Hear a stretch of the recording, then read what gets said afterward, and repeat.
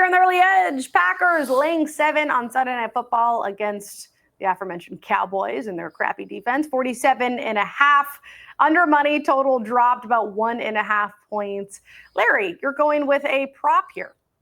We finally saw Matthew Golden get involved last week when he had 4 catches, 52 yards. He had a 34-yard catch, and now this is the absolute dream matchup. I mean, we saw the Bears receivers with 5 to 7 yards of separation behind that Cowboys secondary. I know Deron Bland is practicing, might return this week. Diggs is not practicing so far. We'll see what happens. Either way, Golden is going to be featured in this matchup. It was interesting to see all the ways that they were giving him the ball. They gave him some short passes. They gave him some jet sweeps. I would actually prefer rushing and receiving, but it wasn't out at the time of this broadcast, so I'm sticking to receiving for this play. But he can get this on one play. I mean, he is the deep threat. He is the fastest guy. There's still no Reed, still no Christian Watson. I like Matthew Golden to finally live up to that first-round billing.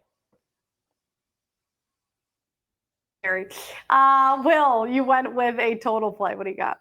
Yeah, I mean, look, I don't really like this spread all that much. And by the way, I agree with Larry on Matthew Golden. I think you could ladder him up to like 100 yards. And this, I mean, this defense is terrible. Oh, no, like, I know. It is the worst. 100's a lot.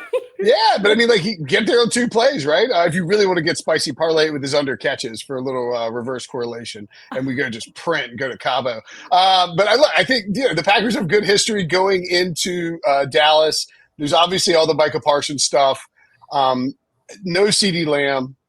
George Pickens is a great 2. He's not a number 1. And Micah Parsons is going to come out, with his hair on fire, especially after being embarrassed by the Browns. They were looking ahead for this game. It's Sunday Night Football. I think the Packers defense shows up and shuts down the Cowboys, and you see just a lot of Josh Jacobs and the Packers running the ball in the second half, and we get this under there, even if there's kind of a spurt of scoring early on in this game.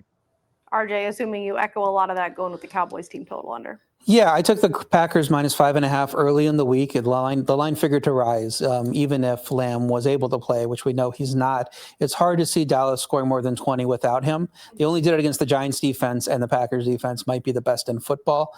Playing the Dallas team total under means not relying on the banged up Green Bay offensive line to score points. Still get the Parsons revenge angle because he's not going to want to let them score a ton of points either. So I think playing Cowboys team total under 20.5 is the way to go for me. I just don't see them having offensive success in this game. Yeah, I agree with everything there. I think the Packers can cover this. I don't really have any faith in the Cowboys, especially with how banged up they are. And it's really, again, a team in the Packers that just need to get out of their own way. Ugly loss to Cleveland, but they dominated the time possession. Jordan Love was sacked 5 times. And this is an O-line that was one of the best last season, supposed to be one of the better ones this season. They didn't get anything going on the ground, double-digit penalties with 14. Again, get out of your own way, which they should be able to against this Cowboys squad.